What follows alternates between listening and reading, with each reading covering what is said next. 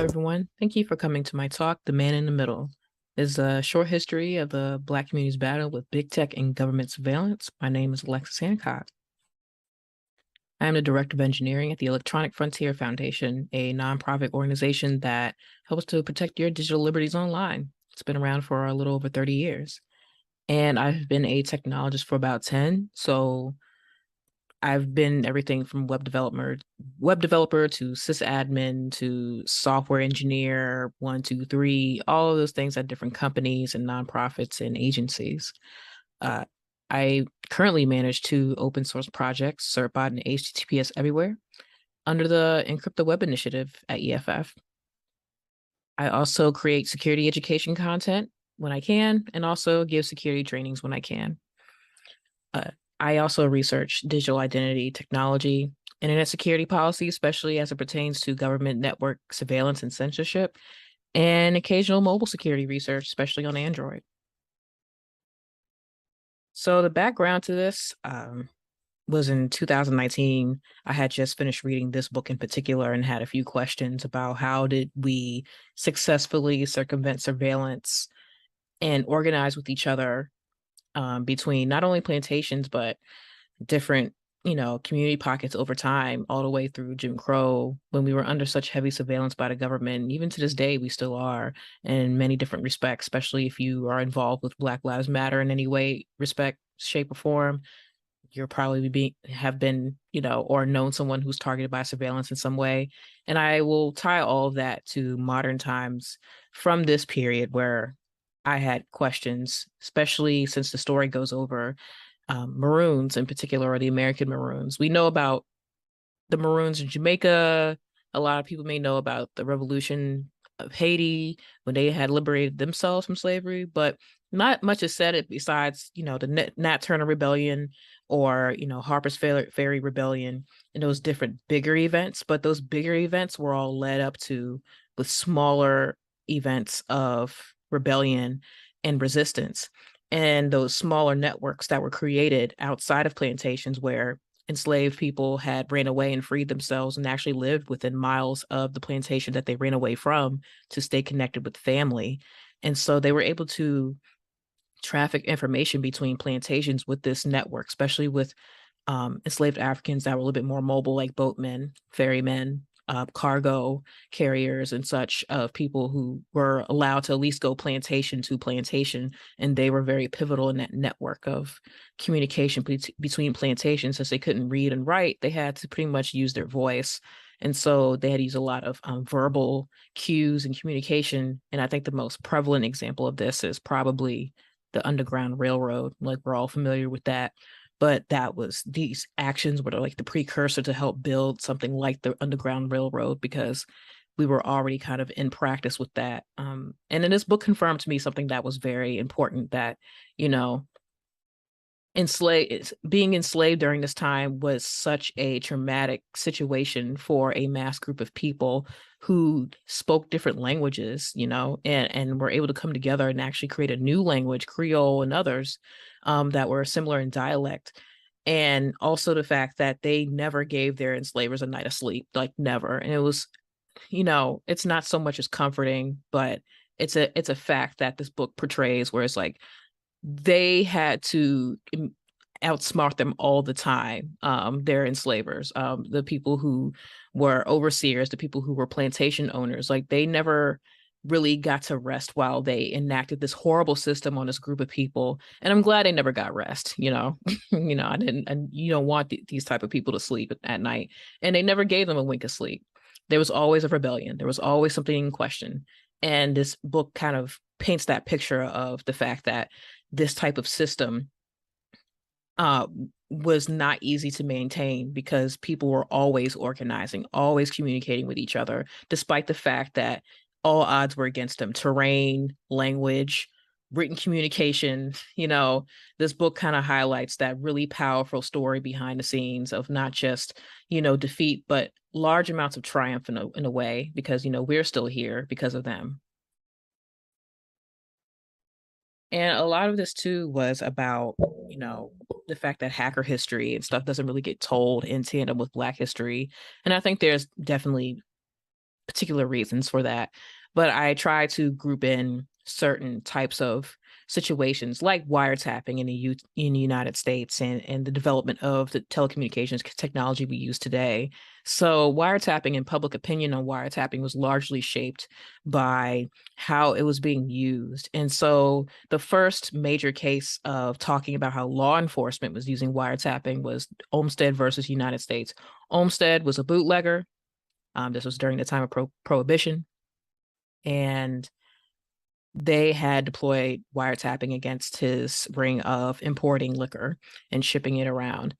So found out that this wiretapping happened, and Olmstead said that his Fourth and Fifth Amendment rights were violated.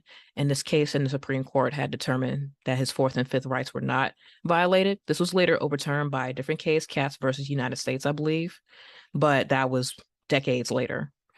But this particular case in 1928, was very important in terms of shaping public opinion on why law enforcement wanted to wiretap and saying like, hey, look, the moral fabric of America is in danger. And this terminology and this usage of moral fabric and public safety gets used a lot when talking about law enforcement and wiretapping.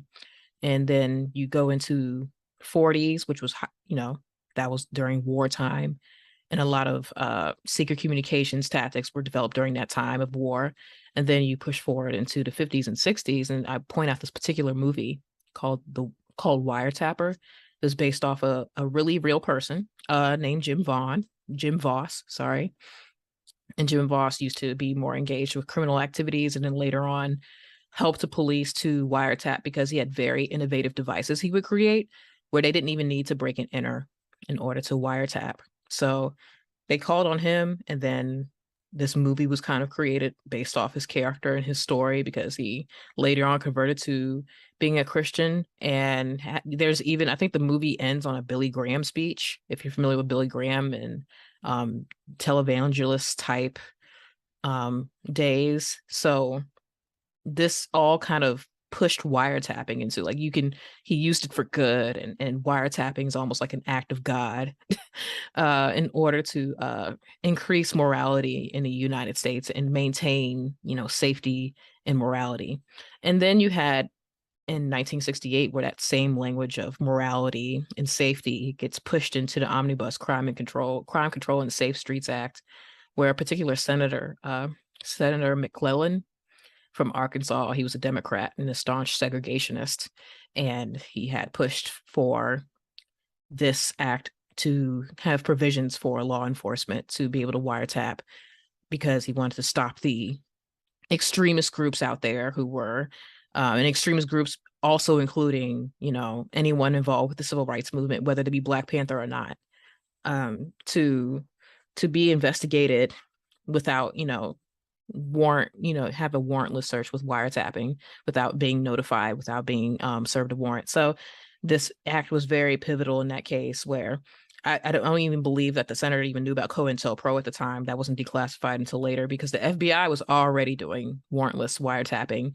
by 68. Like we all sort of know that, but this act kind of put it in the public light and put it on the books as a very legal thing to do rather than a behind the scenes operation by the FBI. And there was a lot of adjacent public sentiments that came along with extremist Black groups. It was also a lot of Red Scare tactics of, getting organized crime. There was even a lot of, push to catch gamblers and even other like mob crime, stuff like that, to actually deploy wiretapping on other organized crime and kind of like reel in these groups through wiretapping and showing these cases as like, see, look, this is a good example of wiretapping, and this is why we need to do this. And so tracking back to 1964 and the type of technology that the Black community used at the time in order to organize, in order to get information out there was radio and phone. So radio is most often used for public information, and phone lines were used for communication between civil rights organizations.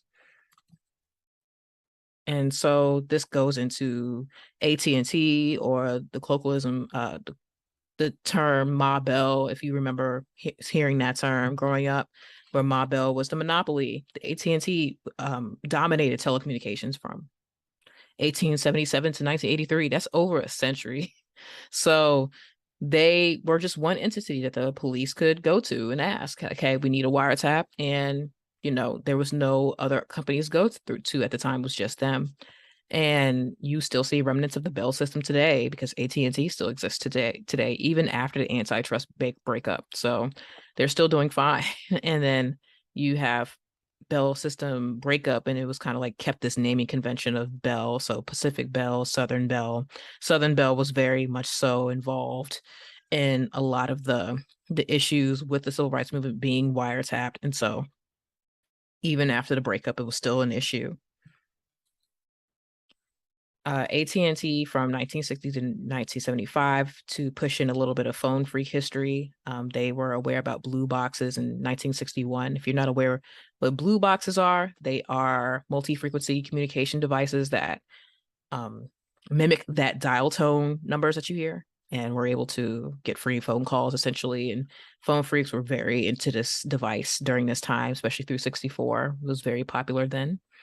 And they ran mass recordings, they being AT&T, to detect this toll fraud, but they didn't really want to admit to publicly say like, hey, we're recording without consent.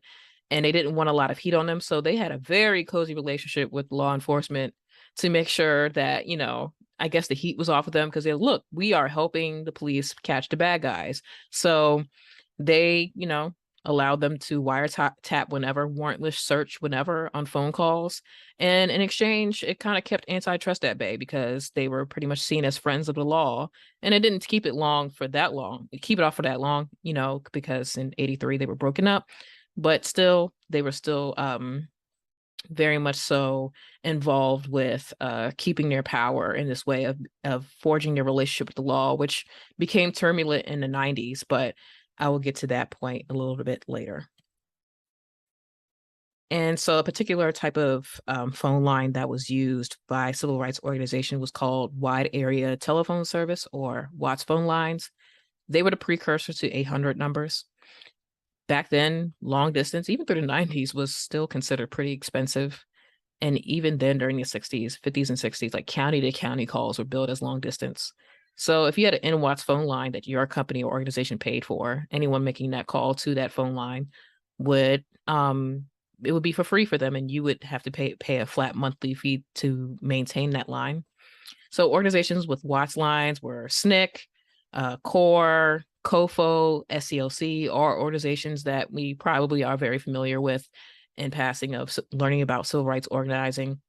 And they use these lines in order to get information out there fast between each other. And that would actually have like something called WATS reports, which is widely documented. And you can see like the list dump online of WATS reports from different organizations and how they were able to communicate with each other. They had a format for these things, and they were intaken usually by Black women on the phones 24/7. These lines were open, so they were taken in shifts. Very, very organized work on getting information out there in between each other.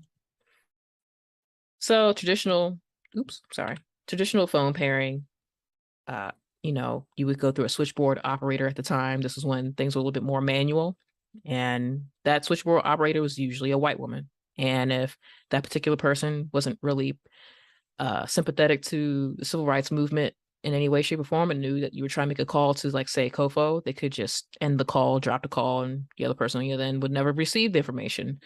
And often they would possibly tip off law enforcement in the area too, saying that, there's a high mass volume of requests going to this organization for a particular reason. You might want to watch out for this organization. So this was often unprompted, relationship with the law at the time to capture activity by civil rights organizations. And so with phone calls and WATS, what ended up happening was you could bypass the switchboard operator and directly call the organization. Now, that did not stop wiretapping, but a lot of coded language was used to kind of confuse the police. And it would buy them enough time, because WATS phone lines weren't necessarily for, I would say, communications for long-term events or things. It was to get quick information out there. So while they're trying to figure out what this coded language meant, they could get the information to the organization, even if they were being recorded, because the important thing was making sure that the other person or the organization knew what was going on. And so the ways that the FBI wiretapped during COINTELPRO, they would just do like dragnet records of tapped phone lines, either through the company, and they would have like a pair number with the cable connecting to the FBI in the field office, or they would install microphones like on the target's home device. So what ended up happening there was wiretaps were a lot more easier to accomplish because they didn't need to enter a target's home, even though that was fairly easy to do most times anyway. The wiretaps were just more convenient. So there was interference a lot with, organizations. And this was actually a WATS report that had talked about how a COFO office was denied installation of a phone from a local telephone company because what ended up happening here was during this time, a lot of people didn't exactly own the phone. Think about it as like internet service providers and the way they provide modems, but it's not your modem in particular. You just rent it out, and you could use your own modem and your own router if you knew how to like pair it up with your system and had the know-how to configure it. But a lot of people just accept the modem router device that's from their ISP today and just rent it out. So it's kind of like the same system here where you would get a phone from the Bell system and it would say like property of Bell system under the phone, like embossed under the phone. So it's kind of like the same relationship. So they could deny installing their device, even though any telephone probably could have done pretty well, but it had to be a telephone established by the company. So this WATS report was interesting to see, like kind of how this was going on still, how unprompted by law enforcement, different entities like the telecommunications companies were still interfering with the civil rights movement. And, if you're familiar with the cybersecurity term, man in the middle or monster in the middle attacks used to be very literal during this time where, Klan night riders and such would, be out here and actually attack different organizations, burn down buildings, things of that nature, or even kill someone. These WATS reports get really dark. Some of it gets a little light where it's like, okay, someone was doing a protest, to someone was denied admission somewhere, to a car, being lit on fire outside someone's home, to someone showing up missing or dead. It was very dark stuff. So this information was important to get out quickly, and that was the main goal of WATS phone lines, and it literally saved lives. And so going back to like a small take on radio really quickly, radio was very important too because it got out public information quickly to a lot of people. And so voter education, especially when people weren't really quite aware of how to register or how to circumvent the dangers that involved with registering to vote, because it was very high dangers on that where people were getting threatened. So this information was sent out. There's like, hey, watch out for this group on this corner, or hey, there's these police blocks. Then they would coded language would come in again saying traffic, jams or something like that, in order to kind of, give the feeling that they weren't necessarily guiding anything with protests, but still giving that indicator to the community. And Black-owned radio stations were definitely interfered with as well, but they did sustain during this time. And so you had this like picture illustrates from a really good book that I also read called Radio and the Struggle for Civil Rights in the South by Brian Ward. And this picture is from that book where it kind of described the relationship between WERD Atlanta, Black-owned radio, and SCLC office sharing the same building. So that was a very, very a great visual indicator of like what the relationship looked like at this time, despite the barriers and the issues. And so I want to talk about really quickly the permanent systems from times of fear. So you have crime, being, you have to stop crime, you have to stop socialists or commies, like during the Red Scare tactics, during like the labor movement. And then, the language shifts to a war on something, war on drugs, war on terror, war on nouns, but it was very much war on people. And so when you talk about war, this is a very specific case of wartime, tactics and things that wouldn't normally be deployed during, say, times of quote unquote peace. War on drugs, had entire organizations created like DEA, War on Terror. You had the DHS, and then subsequent organizations out of the DHS like TSA and ICE. And you have all of this language that sort of justify creation of systems and also justified immense amounts of a warrantless search in different areas. And even if you push on towards today, you'll have things like the Patriot Act, right? That definitely was invoked to just bypass all means of like warrants or any sort of procedure or due process. So you look at this language shifting to war on a noun, but it's very much so beyond that. It's not about the drugs. It wasn't about the terror itself. It was about monitoring or justifying a group of people. And it would be justified if it was just like, oh, we're just catching the bad guys. But then you see something like the war on terror, where it goes from trying to surveil bad guys to just monitoring mosques wholesale, wiretapping mosque communications.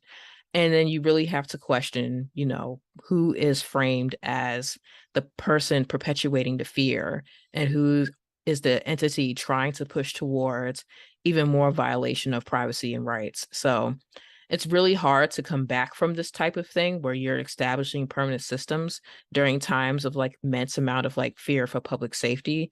And we really do have to check ourselves during these times of fear on what are we pushing for exactly when we ask for certain solutions to things. And so I want to talk about really quickly a case that the FBI had used to try to expand wiretapping beyond just requesting telecommunications. So a lot of you may be familiar with the case that happened where there was like this huge crackdown on computer hackers in the early 90s.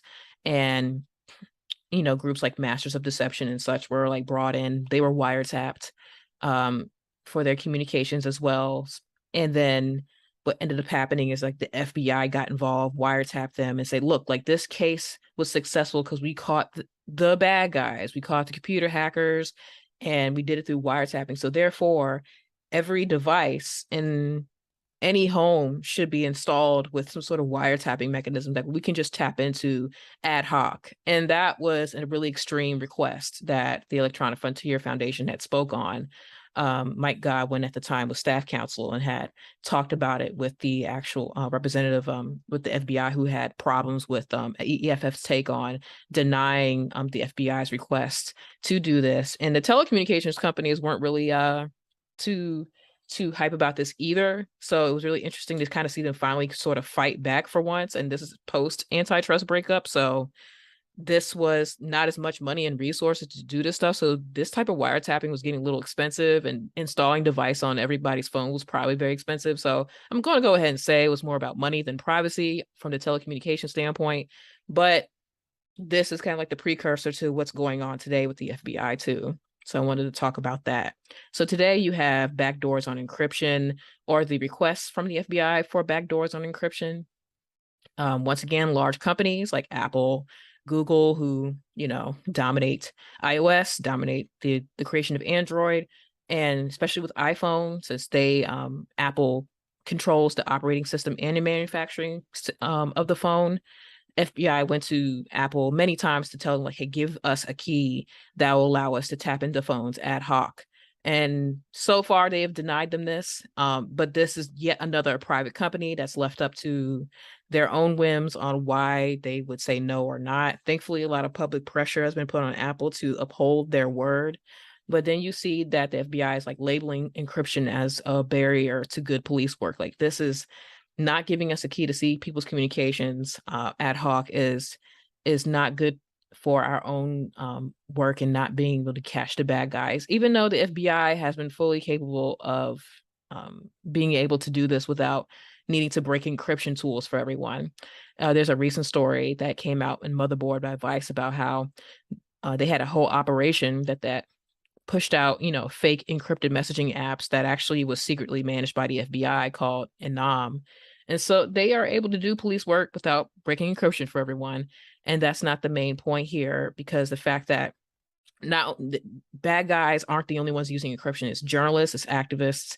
And if we don't have encryption, it actually leaves everyone susceptible to bad guys even more, especially people who get targeted by different governments, or people who get targeted by different groups, or even their abusive partner. So you have to really think about these things when you're talking about and framing things as, we're trying to save the children, we're trying to save people from mass amounts of crime. We're trying to save them and help them not be targeted by the bad guys. But for the most part, if you break encryption for everyone, you actually make everyone more susceptible to said bad guys. And so I talk about this framing. The FBI actually heavily monitored Freddie Gray protests with spy planes. And this was really like unprecedented in a certain way, because of the type of aircraft that was deployed, the way that they had monitored people who were involved with the Freddie Gray protests. And these are people who weren't an extremist group. These were people who were out there trying to get justice for a particular person that was shot by police. And the fact that the FBI got involved and also framed them as the bad guys and tried to like push this narrative onto people exercising their right to protest, it gives you pause when they make requests to break encryption. And, so Black movements and encryption have, developed a really close relationship, because this technology is out there now for our usage, and we can use it to organize with each other.